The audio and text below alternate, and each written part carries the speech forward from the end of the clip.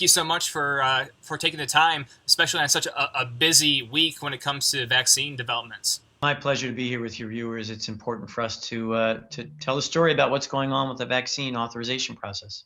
And it's been a big week on the vaccine front. Significant results from your administration's analysis of Pfizer's vaccine, including protection following the first dose. So, can you tell us about that?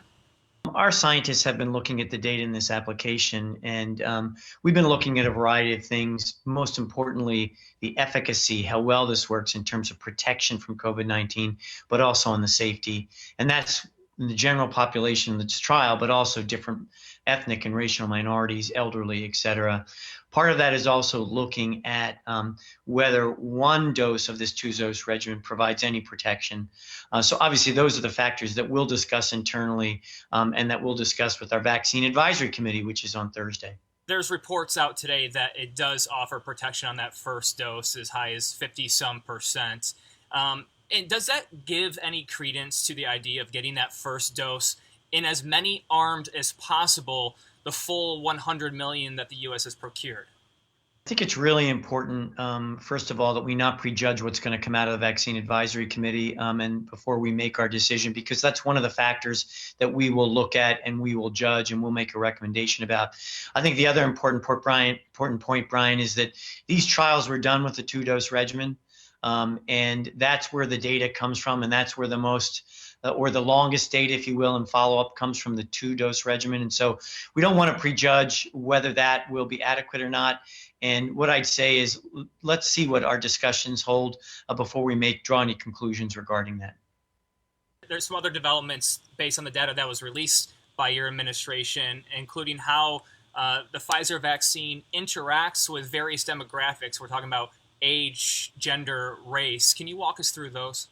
Important for us to do, and it's one of the things, it's one of the ways that we distinguish ourselves from other regulatory agencies around the world, is that we look at the primary data, we do our data analysis, and we're looking line by line among demographic groups. So for example, is the safety adequate in elderly over the age of 65? How about over the age of 70?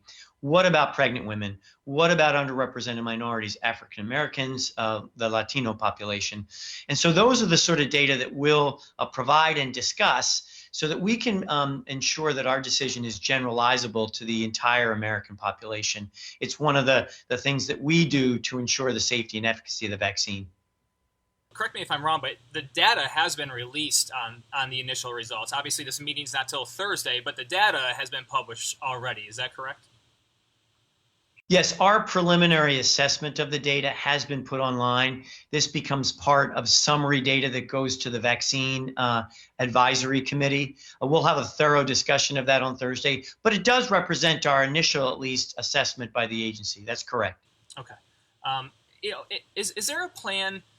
Maybe this is putting your COVID task force hat on for a second, Commissioner, but is there a plan to persuade the largely skeptical African American community that these vaccines will be safe and effective? We've been partnering with the White House Coronavirus Task Force, as well as the Centers for Disease Control and Prevention, to make a significant outreach to the African American and other racial and ethnic minority communities in the country, because we recognize the fact that there may be skepticism about these vaccines. Polls certainly have shown that. One of the things that we've been doing is ensuring that we're transparent about our processes and the criteria. And it's why we're releasing the data like we did today, because we want everyone to understand what we're using to make these decisions. We think that'll go a long way toward reassuring people that FDA's stringent gold standard for safety and efficacy are in fact being used for our decision making. I want to quickly ask you, Commissioner, about this combo flu and COVID test that the FDA has approved. What does that mean for America's battle with this virus? As everyone knows, we're really getting into flu season fairly soon, and there may be, there is a role for distinguishing between people who have symptoms of a respiratory illness between COVID versus influenza. And so having a quick and easy combination test does provide additional flexibility for providers and for patients to know relatively quickly if they have either flu or COVID. So very important tool. We've been working with manufacturers for a while around this, and we will continue to work with others as they bring these tests before us. So very important. There's reports today that the administration passed on additional procurement of Pfizer's vaccine. And I want to ask you, could this decision lead ultimately to delay in America getting out of the COVID-19 woods? You may know, Brian, and I want your viewers to know that we've drawn a very bright line between the independent regulatory authority of FDA and Operation Warp Speed. We are regulators, and we don't involve ourselves in the decision making that others, such as companies or Operation Warp Speed, might make. And that's important because we need to maintain independence. I'm sure that a lot of factors went into the decisions that have been made. I don't have insight into that, so I can't really comment. Apparently, the president will be signing today an executive order to prioritize U.S. vaccines for Americans. But from my understanding, that the companies here in the U.S. have already made contracts with other countries aside from the United States. So from the FDA perspective, I'm not sure if you even play into the distribution line here, but can you give us some insight as to how this would work, how it would even be possible? FDA's role here is to provide information about in whom it's appropriate to give the vaccine to, if there is an authorization. The racial and ethnic minorities, the age groups, children, pregnant women, et cetera. We are working very closely with the Centers for Disease Control to provide them the information that we have. And ultimately, when we make a decision, we'll be very obviously communicating very closely with them, because they then will pass it off to them. They then have an advisory committee that they have that also helps with prioritization and distribution. And then CDC will be working very closely with the Department of Health and Human Services.